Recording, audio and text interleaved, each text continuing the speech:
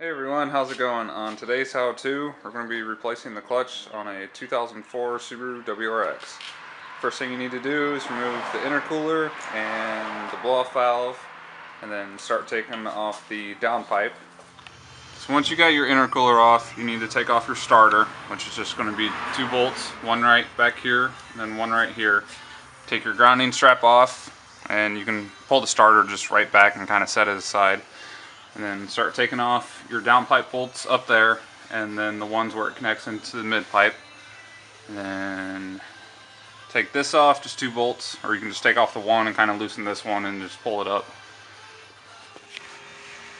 So when we finally get to the clutch, you need to drop your drive shaft down in order to pull the transmission back. And you have to disconnect it from right back here. But first, take the shield off, which is just 6 14mm. Alright, so now that we got the drive shaft cover off, you have access to the drive shaft bolts. The best way to do this is to take the 2 bolts off and then lift up the ass end and then spin the whole drive shaft around, and then you'll have access to get to the other side. So we got the 2 bolts out, now we got the rear tires off the ground. E-brake off and out of gear, you can just spin the whole drive shaft, and then you have access to the other 2. Now, when we do this, we gotta lower back down the ass end, so when you put torque on the drive shaft, it doesn't move the whole tires. So now that the bolts are out at the rear end of the drive shaft, go ahead and take this support arm out, and then your drive shaft will be able to come down. Just make sure when you're doing everything that you don't pull the drive shaft out of the transmission, because you'll spill the fluid everywhere. In order to slide the tranny out, you have to take out the whole mounting brackets for it. So 2 bolts here, 2 bolts on the other side, those are both 14. And then you got one main cross member bolt right there, and then one on the other side, those are 17s. Now, when you do this, say if you're doing like your shifter bushings or something, you don't need to support the tranny, but obviously we're completely unbolting it from the engine. So put your jack right here and make sure you have a good aluminum racing jack or anything with a big supporting mount on it, because you're going to have to be wiggling the tranny sitting on there. So go ahead and put your jack right there, and then start unbolting the bolts that go to the bell housing. Alright, so we got all the supports for the tranny unbolted, and we got our jack sitting under there supporting it. Now you're going to have, I think it's roughly 7 bolts, 1 here, and then 2 where the starter was, and then a couple more underneath. Now the 2 bolts at the very bottom are just studs, so those are just nuts on there. Now what's going to happen when you unbolt your tranny, your engine's going to go forward, which you don't have to worry about too much, just pay attention to your radiator hoses and stuff. So along the top of the bell housing you got all bolts, and then right there is a stud, and same with directly on the other side underneath.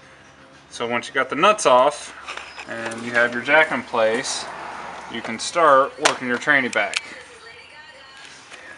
Now how to do this: the best way that I've found is right under here there's a little lip where you can actually get to and start splitting it. Behind your starter there's a rod that holds your clutch fork in there. There's a cap on there that looks like this, and that is a number 10 Allen key. And then you need a bolt roughly this size. So once you pop that cap off, thread that bolt into the rod in there, and then you'll be able to pull the whole rod out from the fork. So this is the rod that holds your fork in. So as I said, thread that bolt into there just a little bit, and it should slide right out. And then when you're putting it back, that groove needs to go back into the groove on the other side. So once you got that pulled out, you can pull out your clutch fork and then start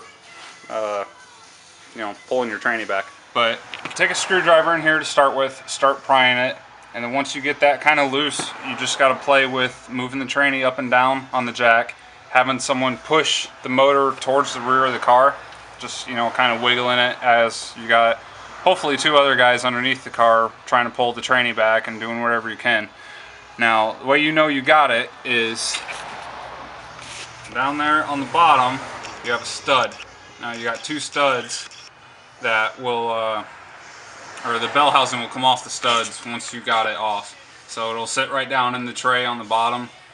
And then in order to start getting this clutch off, you got bolts all around it.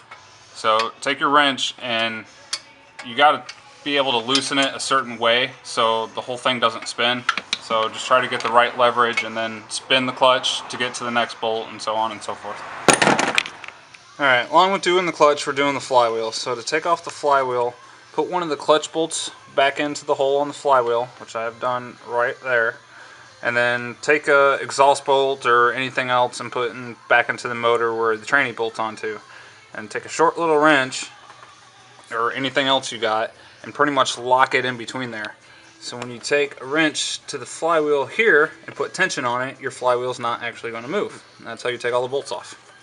So this is the old flywheel. I already kind of have the new one back on there, but just to show you guys real quick for the pilot bearing, just kind of stick it in there, and then used a 15/16 socket. Just place it on there and lightly tap it in, and then it'll press it in to just about flush. You want to make sure you have a little bit of room right here, because that'll actually sit on the motor. So now we got the new shiny new clutch in there. Now you need to put the motor back on and the tranny back on. So in order to do this, with the two studs there on the bottom, you have to push the motor towards the rear of the vehicle to take your studs that are doing this right now and be able to angle them to meet the transmission, which is facing like this. So if you're by yourself, how I did this was take your hood off and then wrap a ratchet strap around your pillars and then hook in right here and ratchet the engine to the rear. But if you got two guys, just have one guy push on the motor and then one guy pick up on the tranny and push them on the studs.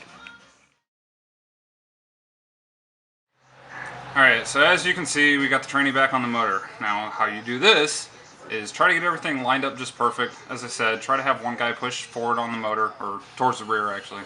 And then as long as you get the bottom studs onto the bell housing of the tranny, you'll be able to start threading in your bolts up top. I just do one and then do one on that side without the starter in it.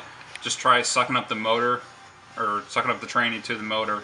Then once you got that, remove the bolts from the starter and then put the starter back in there and then put the bolts in there. And then that's really about it. Put your clutch fork back on. You know, you just kind of got a feel for it to throw it, to put it in the throwout bearing. And then you could slide that rod back in there